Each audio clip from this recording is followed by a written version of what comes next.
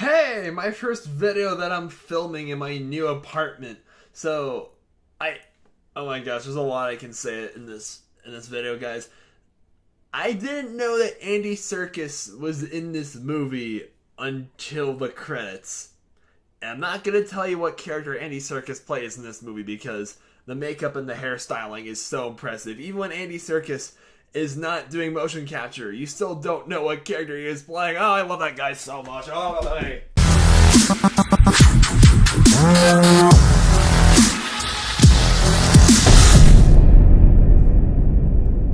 So, it's your dude TVB9, and I am here with a late review.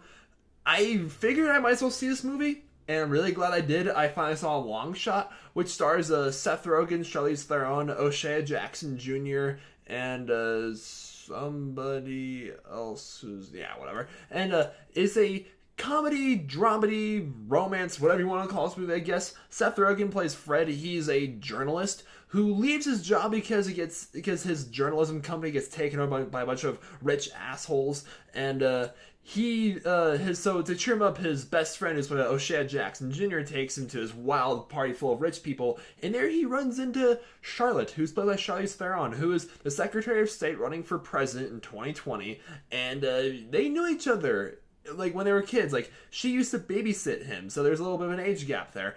And they've reunited, and Charlize Theron hires him to be her writer for her campaign.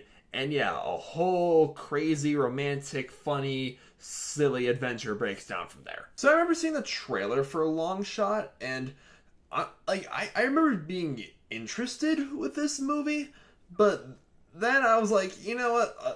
This movie came out on May 3rd. That seemed like an Ugly Dolls came out on, and I don't know. I don't think this movie was playing in my area at the time, and if it was, I apologize for not seeing it sooner. I know, 2.5 weeks late to the party, but trust me, I'm really glad I didn't wait till DVD I'm really glad I didn't wait for this movie to come out on DVD to watch it, because I'm very glad that I saw Longshot. My mother was in town. She was helping me move a lot of stuff in, so I was like, let's see a movie tonight. Oh, what's playing? Oh, Longshot. I should probably, my mom loves Charlize Theron, so let's give that movie a watch. And we did. And guys, Seth Rogen is notorious for really raunchy R-rated comedies. And I saw this movie with my mother, and yes, this movie is raunchy, but compared to a lot of other films that Seth Rogen has been in, like Sausage Party, or This Is the End, or Neighbors, or some other movies, this is relatively tame. My mother, this movie succeeded in making her, my mother was laughing at a few scenes, and so was I. And that is saying something, guys. And I'm the humor in this movie works very well. It's definitely one of the more dramatic movies that Seth Rogen has been in with the characters. It's not as raunchy. Yeah, there's a lot of profanity. Yeah, there's drugs and sex and blah, blah, blah.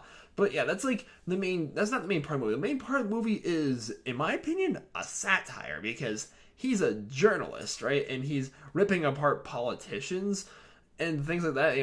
He's making fun of the political scene here in the United States. It's oh, this person's gonna be the first female president in 2020. Oh, look out, Republicans! Here comes Charlotte.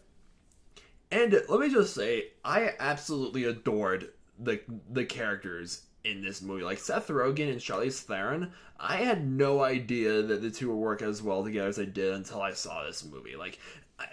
I know if I was around his age, I'd be best friends with Fred. He's a journalist, and I don't consider this a spoiler because it's just a brief moment. When Charlize Theron's looking through his journalism record, she comes across an article written by him that says the two-party system can suck a dick. I'm like, that is my guy right there. Oh my goodness. And I love how this movie pays homage to a lot of different parts of the world, because for a campaign, Charlotte goes around the world.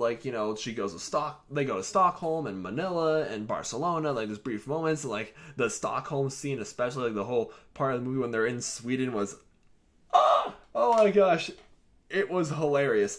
And they go for this whole misfit message that's hey, pay attention to the little guys, the guys who stand up to the bullies or whatever. And that whole message worked really well for this movie. And I don't want to go into too many. I mean, this review is gonna be spoiler free, but like you just gotta see like the last like second and third acts of this movie. It's like that is the whole case. Like not just on the political scenes. Like I said, this movie makes fun of a lot of politics. That like we live in such a politically fueled time period. It's like we're not supposed to talk about touchy subjects, but it's like don't talk about political stuff. What's not political nowadays, right? But it also hits me on a personal level because Fred is a journalist.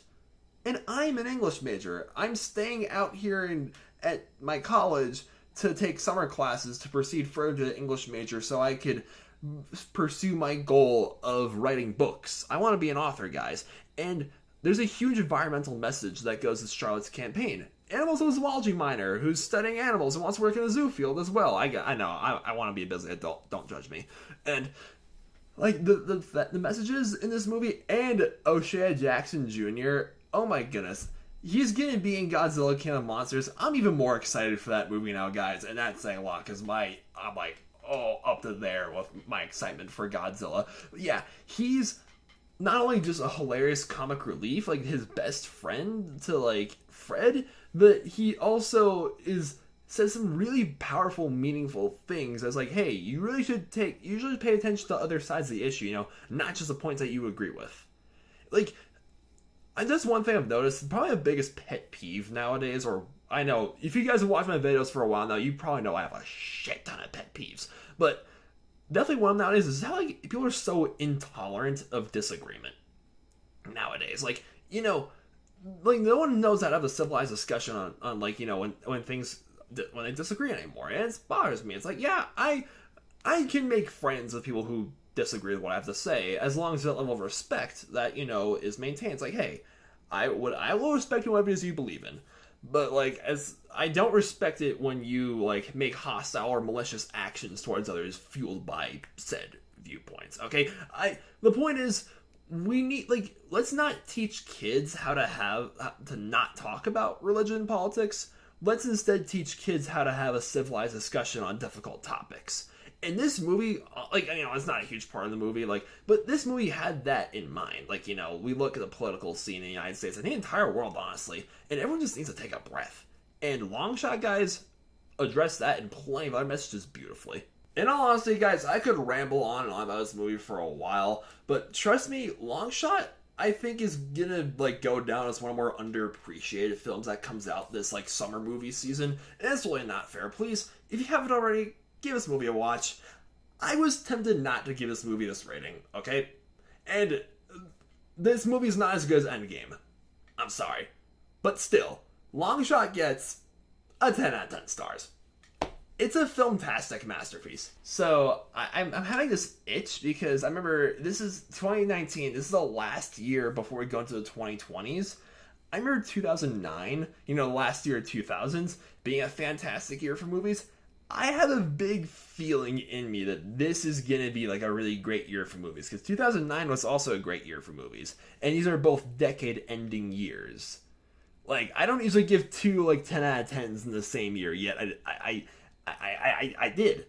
And, yeah, let me know about my new setup in my new apartment. So this is my room, and, yeah, I got the living room out there with a kitchen, and my two roommates over that way, and I have my closet right there. How do you guys feel about the Infinity War poster being up there? I just think it's a nice decoration. Yeah, I got my bed over there. So yeah, let me know in the comments down below what you guys think about my new setup here. I got a pretty busy summer ahead of me. I'm starting classes on, in the middle of June. Until then, I'm just, working at my job and, making videos for you guys and do a lot of other stuff until then. So yeah, got a very special week planned for you guys next week. Just full of different videos for a certain theme. And yeah, it's gonna be awesome. Alright, thank you guys so much for watching. If you haven't done so already, please subscribe, give us a thumbs up, and leave me a comment. Let me know what you guys think about this movie, if you've seen it already. If you haven't, please watch it. And yeah, have a nice night.